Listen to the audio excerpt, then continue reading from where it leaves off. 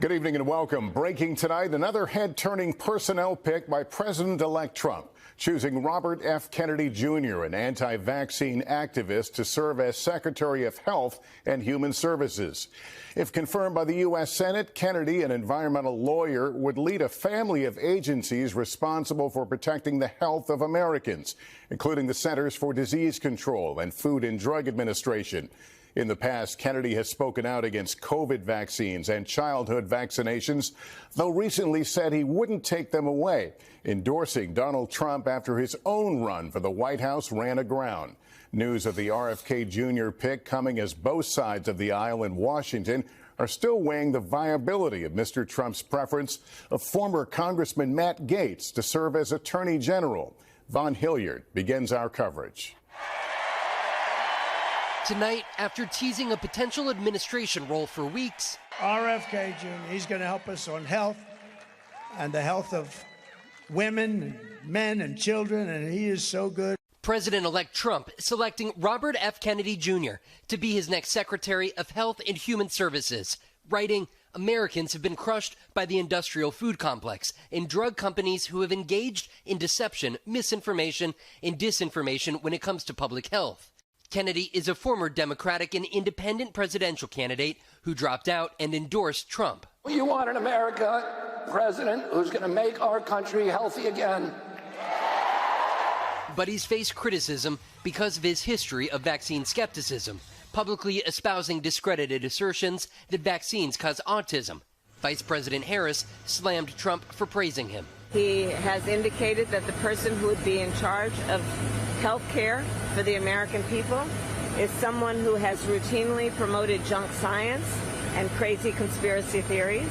Kennedy telling us last week that he would not block any vaccines. I'm not going to take away anybody's vaccines. I've never been anti-vaccine. You will not take any vaccine that is currently on the market. I'm not. If vaccines are working for somebody, I'm not going to take them away.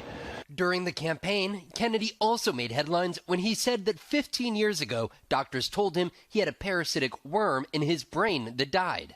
Kennedy is a critic of U.S. healthcare policy, who's advocated for big changes to food and drug regulation, writing last month, the FDA's war on public health is about to end, telling us he would eliminate parts of the FDA. The nutrition departments at FDA that have to go, that are not doing their job. They're not protecting our kids. And Vaughn, we understand Kennedy is now responding to his selection. Lester, just in the last few minutes, Kennedy writing in a statement that he's committed to making America healthy again, saying we, quote, have a generational opportunity to put an end to America's chronic disease epidemic. Lester. All right, Von Hilliard starting us off. Thank you. And there are serious questions about the confirmation prospects of some of the president-elect's picks for top roles, including Matt Gaetz as Attorney General. Here's Peter Alexander.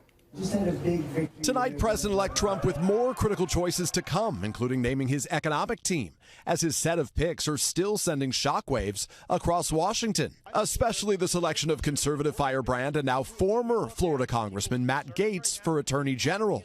He's an accomplished attorney. He's very concerned about the lawfare that has been occurring in the Department of Justice under the Biden administration. Multiple sources with direct knowledge tell NBC News Gaetz has been placing calls to Senate Republicans to get their read on his chances to get confirmed.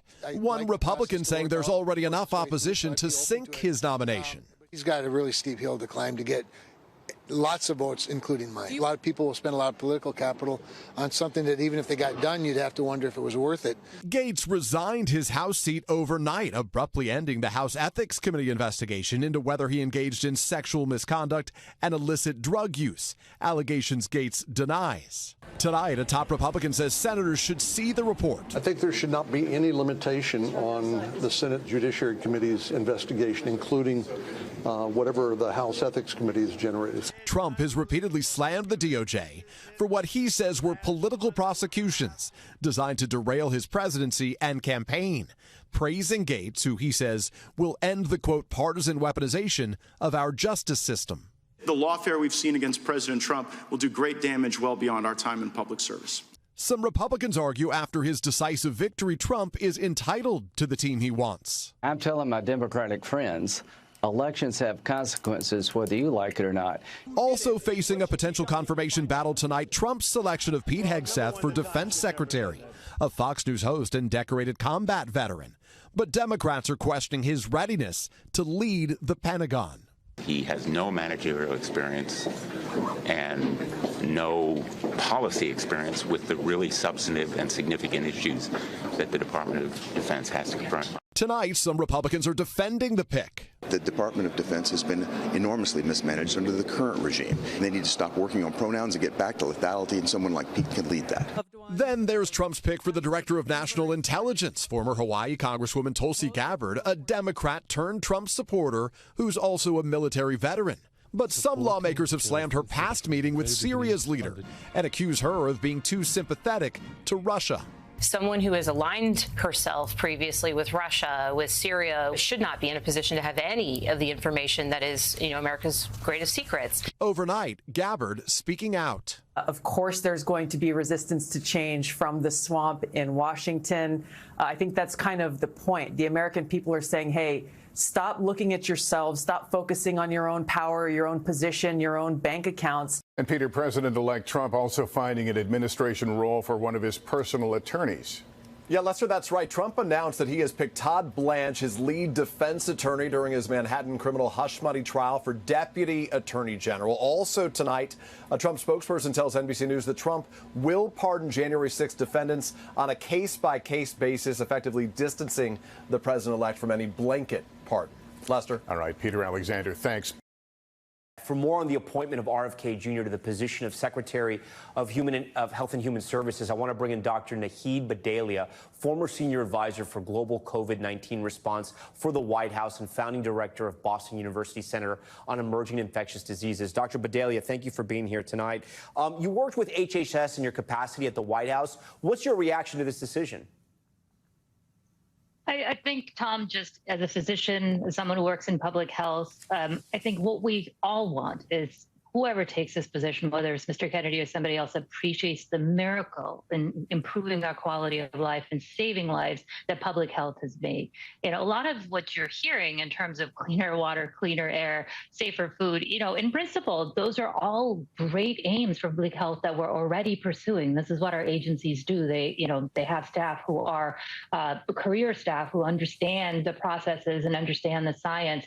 The concern maybe for many in public health community is vaccines in particular. Yeah. COVID-19 vaccines made an incredible impact during the pandemic. They saved over 3 million lives, right? They saved over 11 million hospitalizations and potentially saved the U.S. $1 trillion in costs, additional costs, by decreasing those hospitalizations and potential morbidity and mortality that comes from that. And that's just COVID-19 vaccines.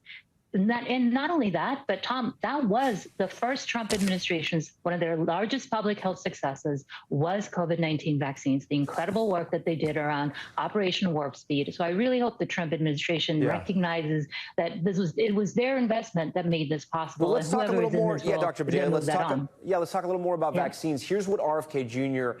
has said about vaccines, at least when he was on the campaign trail on the COVID-19 vaccine. And as we all now recognize, the COVID vaccines were neither safe nor effective. But here's the problem, is they have all these vaccines and they recognize that it's going to be really hard to get a vaccine that does what people say they would think it's going to do. So they have been reducing the standards to make it so that they can pass a vaccine no matter what. So what's your take on that? Well, what is incredible is that we were able to pass those vaccines so quickly during the pandemic. But the reason we did that is because we had 20 years worth of science behind it. And what allowed us to pass it is, getting all that energy during the Trump administration, during the Biden administration, to move those vaccines to a point where they could be delivered to so many people.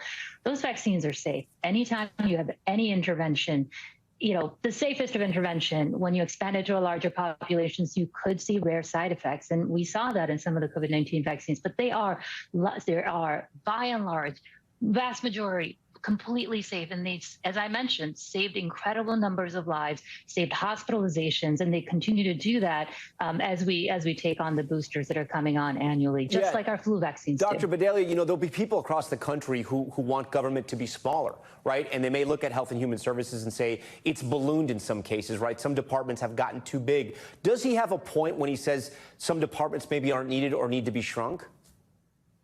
This is the one thing where I could tell you in my time in government, the thing that I've noticed is that our public health administration at every level is a lot more understaffed than people think it is, particularly given the challenges we face, not just within public health, but also infectious diseases, which is my background, and potentially infectious diseases threats on the horizon, like H5N1. And not only that, but the other thing that most people may not realize is that our public health is a federated structure. So it's not just the HHS. Majority of the work for public health is done at the state level. Even CDC's budget, 80% of it ends up going to states to support their activities. So HHS is actually a lot smaller than people think it is.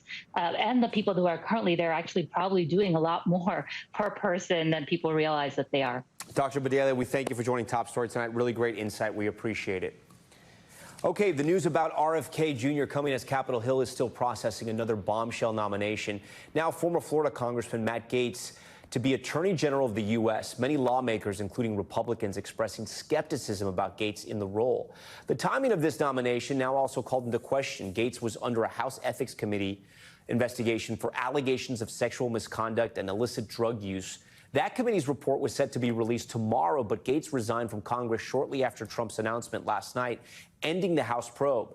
Now, some senators who will be voting on Gaetz' confirmation are asking to see that report before they make their decision. Republican Senator John Cornyn of Texas, who sits on the Judiciary Committee that will vet Gaetz, saying he'd be open to subpoenaing the report if necessary. I think there should not be any limitation on the Senate Judiciary Committee's investigation, including whatever the House Ethics Committee has generated. So you want to see it? Absolutely. For more on Matt Gaetz' road to confirmation in the Senate, I want to get right over to Capitol Hill correspondent Ryan Nobles. Ryan, I want to dive right into that. You heard Senator John Cornyn right there. I mean, I don't want to say it's surprising, but you have somebody who's aligned with President-elect Trump saying he wants to see this report. Yeah, I think that's the feeling that most senators have, that regardless of who's being confirmed for a position as important as Attorney General, that they want all the facts before they have the opportunity to vote on a confirmation like this. And that's why even those senators that are inclined to say yes to Matt Gaetz want to see that report, and they believe that it should be an important part of that conversation. And the other thing that I found talking to many of these senators today, Tom, is that even if they don't get the report itself, what they absolutely need is the underlying evidence that went into that report. And they can get that through a variety of means. It could come up through the FBI background investigation that will take place before confirmation. That is usually a standard part of this process. So these senators are pretty confident they're going to get that information, and they hope that it will help inform their decision before they make that vote. Yeah, what is your take? I mean, what does your gut tell you? Do you think he will get the votes? Will he get there? Does President-elect Trump have enough juice still? Listen, Tom, my feeling is until 5 or 4 senators come forward and definitively say that they're voting no, you have to assume that Matt Gaetz is going to be the next Attorney General. It is striking to me, while we have seen a great deal of skepticism from a wide range of senators about this pick, a lot of questions about it, there hasn't been one senator that's come forward and said that they're an absolute no vote, at least on the Republican side. And so, Gaetz can afford to lose 4 senators and still win confirmation. And you're absolutely right. We are in a period of time in Washington right now where Donald Trump is running the show. The results of that election were convincing. He did not hide how he feels about any of the big issues of the day. He presented that to the American people, and the American people still elected him. And I think that there are a lot of senators who, under normal circumstances, would raise serious questions about someone who has such an unbelievable lack of qualifications when it comes to being the nation's top cop, who are then looking at the election results and saying, this is Donald Trump's administration, and we need to give him whoever he wants, because that's what the voters told us to do. Yeah, Ryan, what are the chances that we get to see that House ethics report, or that it's released, or that it's leaked? I think it's very likely that we're going to see it for a number of reasons, Tom. You're right. First of all, that there's just the opportunity for an enterprising reporter to come in contact with it and get the information out there. But also, because the Senate is insistent that they'd like to see it, I think the House Ethics Committee has a number of options here. First of all, there's precedent. They have done this on 2 different occasions that we know of, where they've released a report regarding a member of Congress that they were investigating after that member had already left Congress. In fact, in one instance back in 1987, it was 2 months after that member of Congress left office, so there's precedent for it. Secondly, they could refer the report to the Senate Ethics Committee, which could make it part of their confirmation process. They could also refer it to another law enforcement agency, perhaps the FBI, as part of their investigation into his background check to become the next Attorney General, or maybe even a law enforcement agency in the state of Florida, which wouldn't be bound by the Department of Justice should Matt Gaetz become the Attorney General. So there are so many options to get this report out into the public. I'd be very surprised if it doesn't see the light of day. And real quick, before you go, what's the timeline on the confirmation process? When can America start getting ready to tune in? So they can't begin it in earnest until the new Senate takes their seats in January 3rd, but they could begin the hearings and the confirmation process shortly after that. He can't officially be sworn into office until President-elect Trump is formally inaugurated. So basically after the holidays and into the new year is when we'll know whether or not Matt Gaetz has got a real shot at becoming the Attorney General. Ryan Nobles, that's going to be a busy time for you and all your colleagues there on Capitol Hill. All right, Ryan, we appreciate it. For more on the confirmation battles for both RFK Jr. and Matt Gaetz, I want to bring in our political pros tonight. Our good friend Carlos Curbelo, former Florida congressman and an NBC News political analyst, and Megan Hayes, a Democratic strategist and former special assistant to President Biden, also a good friend. We thank you both for being here. Carlos, I'm going to start with you, right? Like Matt Gaetz, you also represented Florida in the House of Representatives. What do you know about Matt Gaetz, and how well is he regarded in Florida GOP circles? Well, Tom, I was serving in Congress when Matt Gaetz joined the Congress, and he actually came with a very team attitude to the job. He helped some members raise funds and get elected. I was interested in his politics because even though he came from a very conservative part of the state, he had a libertarian streak to him. He was in favor, for example, of cannabis legalization, marriage equality. He acknowledged climate change and said the government had to, play a role in contributing. So that was Matt Gaetz. And then, he got into the MAGA movement and became someone else, started making a lot of enemies in the Congress, started just kind of focus on trying to get on TV as often as possible. And I can tell you that in Florida, Matt Gaetz, has plenty of allies, and he comes from a family that's very well regarded here, the Gaetz family. His father has served in the legislature for many years and is going to serve again.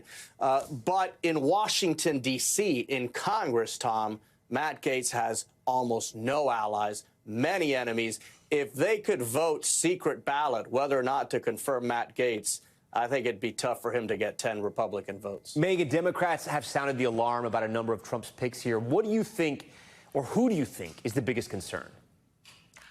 I think Matt Gaetz and Tulsi Gabbard are probably the biggest concerns for Democrats. I think that this is what the confirmation hearing process, though, is for, and all this stuff will come out, and then Republicans will have to decide whether or not they vote. But I think that Matt Gaetz has all the things that we've talked about here in, his ethics committee report. But I also think that Tulsi Gabbard has been a known Russian asset and likes conspiracy theories a little more than I think people would be comfortable with. And so those are the two that I think are the most concerning to Democrats at the moment. Carlos, talk to me about the process to get him confirmed. Something interesting happened, in the last 2 hours where we learned that Trump's personal attorney is now going to be Deputy Attorney General Todd Blanche, who's a very experienced attorney there.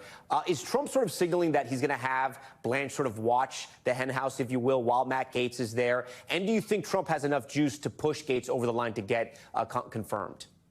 Well, that is the big question here. Of all of the president's nominations up to now, Gaetz is by far the most controversial. And you've heard a lot of resistance, not direct resistance from Senate Republicans, but certainly a lot of skepticism, people wondering if he can even get the votes. So this is going to be a big test of Senate Republicans. I can tell you, I know that most of them do not want Matt Gaetz to serve as Attorney General. This is the conflict they're in now, right? Do they follow those instincts?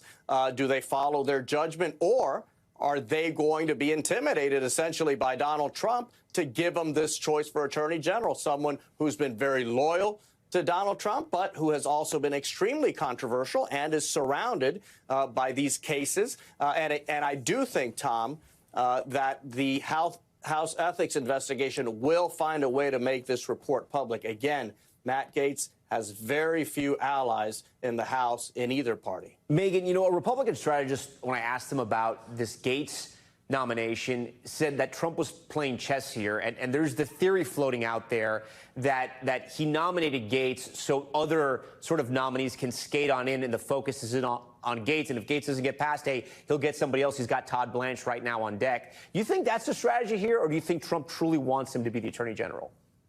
I mean, who knows who can get in the mind of Donald Trump, but I do think that is some of this. If you look at the shiny object over here, you might not notice these things over here, but that's why the Senate does hearings. That's why this is not just everyone just goes up and there's a voice vote on everyone. They have to go through hearings. There's confirmation, you know, it's a process that they have to go through. And I agree that the Ethics Committee report will get out, and I'm not even sure that Matt Gaetz is going to get a vote, because I think once that report comes out, Trump might rescind his nomination and just move on to the next person, so not to put the Republicans in the situation to have to take a vote for him. Megan, how concerned are Democrats, right? You have President-elect Trump, you know, who won a huge victory. You have the Senate in the Republicans' hands. You have the House in the Republicans' hands. And Democrats, you know, they obviously still love this country. They're going to want to push through their legislation as well. What do you think the Democratic Party is thinking right now? I think that they're thinking that the House and the Senate are on slim majorities, and they're going to have to make some compromises here. But I do think that there are some Republicans that will vote with Democrats on certain things in both chambers. And I do think that the more people they take out of the House, the better chances that Democrats have to take over the majority later on in the session. But I do think Democrats are realizing that they're going to have to compromise. They're going to have to work together. But, you know, that's what's unique about Congress, is this isn't the first time they're going to have to work together. So they'll find those opportunities, and then the rest of it will just kind of go by the wayside. Carlos, before we go, is President-elect Trump wasting some political capital here, right, by pushing some of these nominees that are getting so much attention, and attention not in the best way?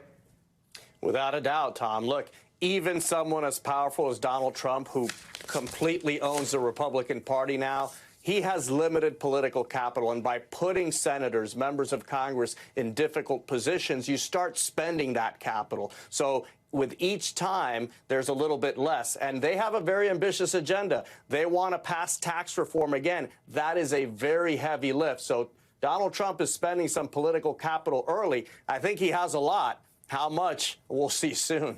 Megan and Carlos, so great to have you guys here on Top Story. We appreciate this great discussion. Joining me now is New York Republican Congressman Mike Lawler. Congressman, thank you so much. Really appreciate it. Let's start right there with the breaking news. President-elect Trump picking RFK to be in charge of HHS. What do you make of this pick, and do you think he'll get confirmed? Well, obviously, we had an election in which many of these issues were litigated and discussed, and the American people overwhelmingly voted to elect Donald Trump. And so he's going through the process of nominating folks to serve in his cabinet. He has every right to nominate who he sees fit to serve in his administration. But that's also why we have a Senate confirmation process. And so RFK Jr. and Matt Gaetz will have to go before the United States Senate and address issues of concern that have been raised with their respective nominations and answer questions. And obviously, someone like RFK Jr., who is from my district, lived in Westchester County for many years. I've had strong disagreement with, including his efforts to shut down Indian Point in my district. But that's why we have a process. And he will obviously be asked many questions, including about his position on vaccinations. Mm-hmm. Absolutely. Congressman, let me ask you now about Matt Gaetz. Of course, you just raised him as well. I want to play you a little something that you said about him last year during his effort to oust Kevin McCarthy as Speaker. Take a look. Matt has been a singular destructive force within the conference, and the American people should understand that what he is doing is not conservative. It is not conservative republicanism. He is a charlatan, and I stand by that. Congressman, do you still stand by it? Is he a charlatan, and should he be the next head up the Department of Justice? I stand by everything I've said. Certainly, my views on Matt Gaetz are very clear. It doesn't take more than a Google search to find it. But at the end of the day, President Trump has the right to nominate who he sees fit. And there will be a confirmation process. And I think Matt Gaetz certainly has a lot of questions to answer. Obviously, the investigations, both at the Department of Justice and by the House Ethics Committee, are relevant to this confirmation. And I'm sure the Senate, will do everything they can to get the information relevant to ask the appropriate questions. And I think he owes the American people answers during that confirmation process. And just to be very clear, do you think that the Ethics Committee should make their report available to the Senate and, quite frankly, public? Look, I think the Ethics Committee and the Department of Justice should follow the law and the procedures that they have always followed. But I do think that information is relevant, and I do think the Senate should receive the information as part of their confirmation process. I think everybody is always entitled to due process of law. Part of what I do agree with President Trump on is that the Department of Justice has been weaponized and lawfare has been used. And ultimately, these issues were litigated before the American people, and they spoke loud and clearly. And we do need reforms at the Department of Justice.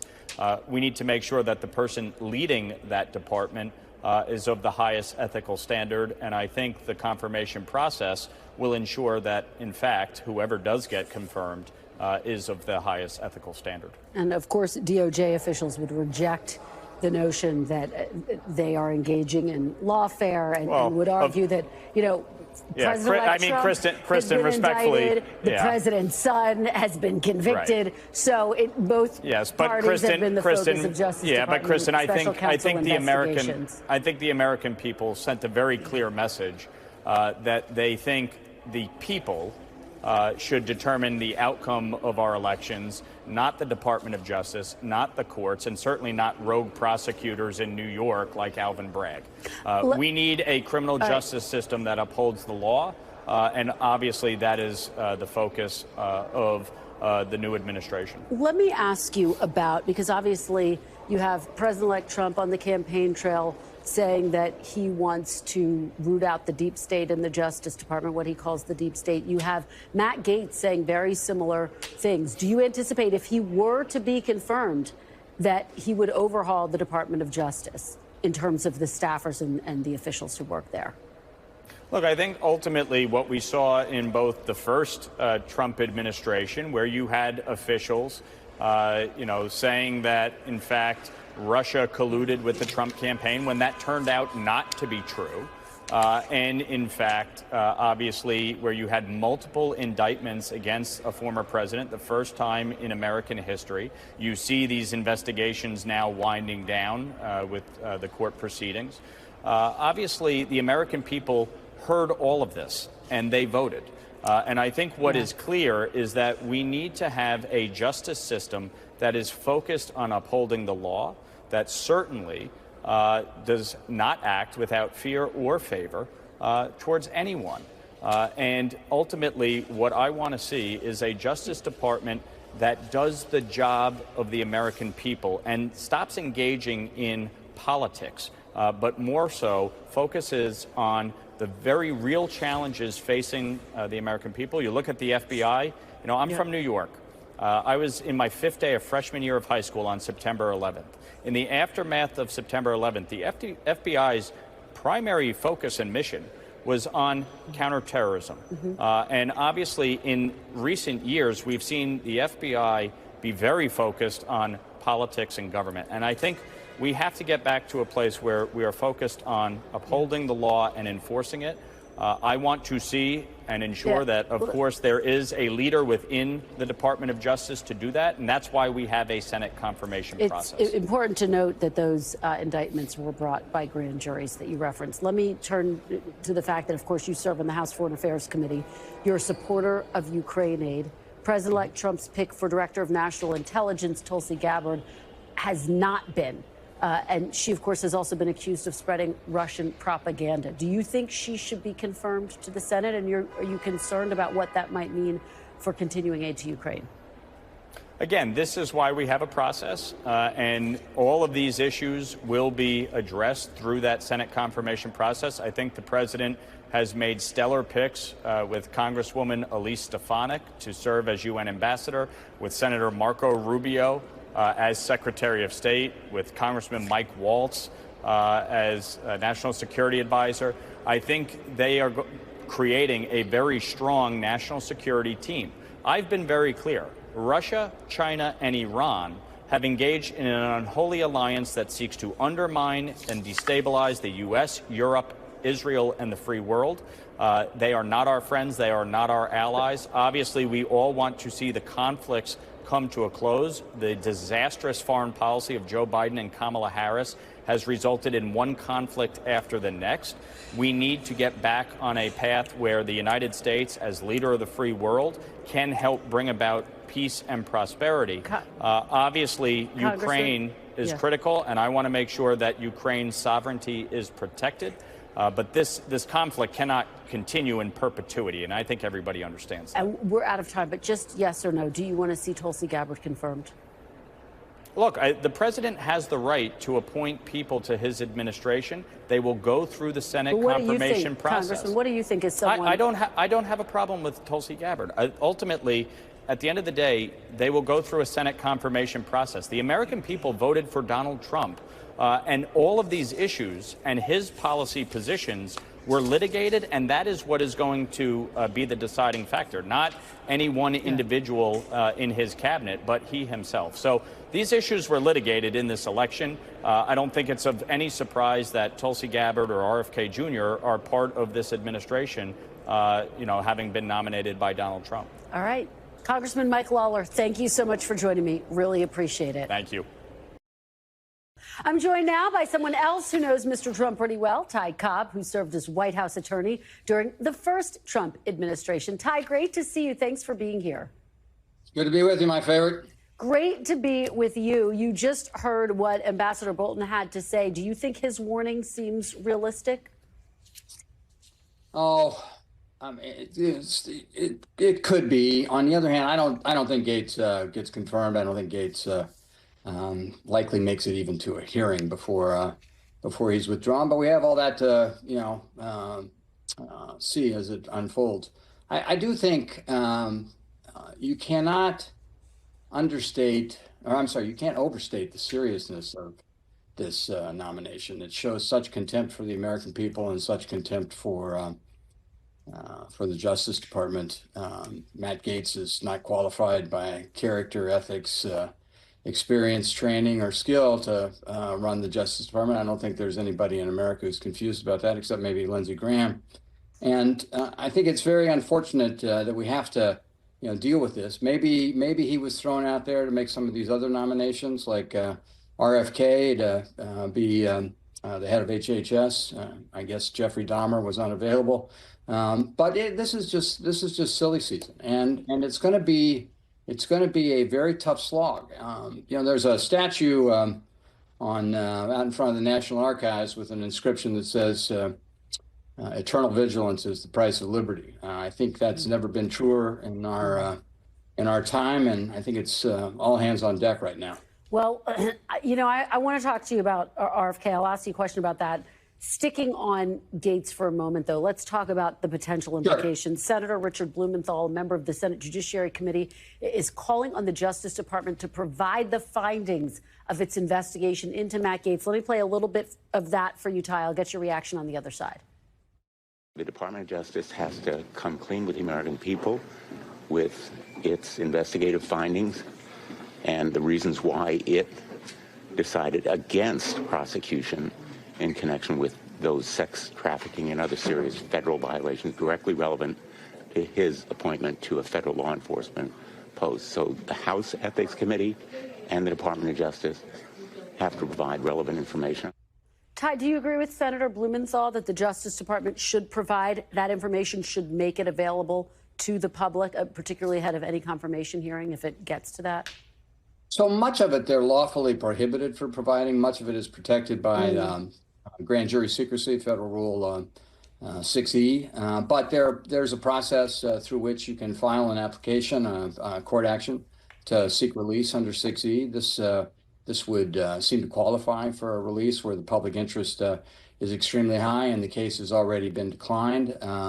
And historically, there are precedents under these circumstances where that information is released. I do think I think that a substantial portion of what happened there will be made available. I do think, likewise, that it's going to be very hard for the House Ethics Committee, no matter what the partisan bent of the House may be, to prevent their draft findings or conclusions from coming out. Obviously, Gaetz scurried off yesterday, resigned, and did everything he could to try to prevent those findings from becoming public and preventing action by the House Ethics Committee. But I do think that will come out, and I think it's going to take America a little time to absorb this. Not everybody knows of Matt Gaetz's sordid history of alleged sex trafficking, obstruction of justice, and other crimes.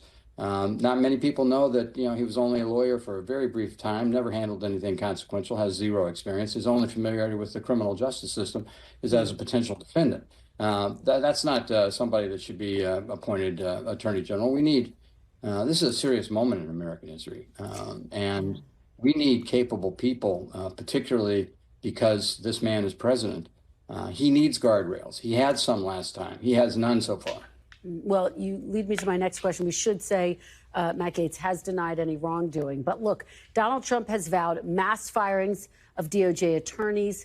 He claims they are part of a deep state. Matt Gaetz has called for the FBI to be abolished. Steve Bannon told me just yesterday Trump is going to hit the DOJ with a blowtorch, and Matt Gaetz is that torch. Do you think that that is effectively the plan if a Matt Gaetz were to get confirmed, Ty? I think that, even when Matt Gaetz, falls by the wayside, as he will, we're not going to like whoever gets appointed as Attorney General. It's not going to be somebody of the character of Bill Sessions or the experience and intelligence of Bill Barr. It's going to be, it's certainly not going to be a Merrick Garland type either. So I think we really have to be vigilant. I think it is very dangerous within the department at this stage of the game. You have several seasoned, experienced, capable people who have done heroic service in their careers for the country who are threatened by this, intentionally so. I do think Trump does intend to take a blowtorch to the DOJ, and I think certainly that's what Steve Bannon wants. I mean, Steve Bannon, who's about to go to jail again, would, if he succeeds in his pending criminal trial, is a good candidate in Trump's mind to be the head of the FBI. But hopefully he won't have any responsibilities in this administration. Although I think that's wishful thinking, as I'm sure he'll continue to have great influence. We need to watch out for people of that kind of character. Well, let me ask you two more questions if I can, and we're almost out of time. But sure. On immunity, the fact that the Supreme Court has ruled that Donald Trump or any president would have immunity for all official acts, what are the implications of that? Do you think President-elect Trump, and once he is sworn in, will uphold the oath? Well, so keep in mind, it's really presumptive immunity for most of his conduct, and certainly, yes, there is an absolute immunity for most official acts as long as it's not blended. But the Supreme Court had to draw a line, and there was no line. You needed that line for a criminal prosecution, but the immunity is not as wide as people perceive. On the other hand, I think Trump believes he's absolutely immune. He's insisted he's absolutely immune, and he'll act as though he's absolutely immune unless people with courage and character step up. And I think that these hearings are going to expose senators. They're either going to come off as MAGA whores or they're going to come off as honest brokers. And I think the stakes are incredibly high. And before I get off, please let me send a congratulations along to Kenny Delaney for his son getting all IAC honors in the District of Columbia in football. I will pass that on to him if he missed what you just said, Ty. I'm sure he appreciates that very much. That's very kind of you. Just very quickly, yes or no, do you think RFK Jr. will get confirmed? You obviously had some very strong opinions. You know, I went to college with RFK Jr. and his sister Kathleen. I would hope he would not get confirmed. He's clearly not qualified either, no matter, whether he was cooking a dog or a bear or whatever was going on. This is not somebody who is a serious person to lead a department where the safety and health of, 350 million Americans are at issue. Yeah. All right. Ty Cobb, thank you so much and for your nice sentiments about Ken Delaney, and really appreciate it. Thanks, Kirsten. Thank you. Always great to see you. Thanks for watching. Stay updated about breaking news and top stories on the NBC News app or follow us on social media.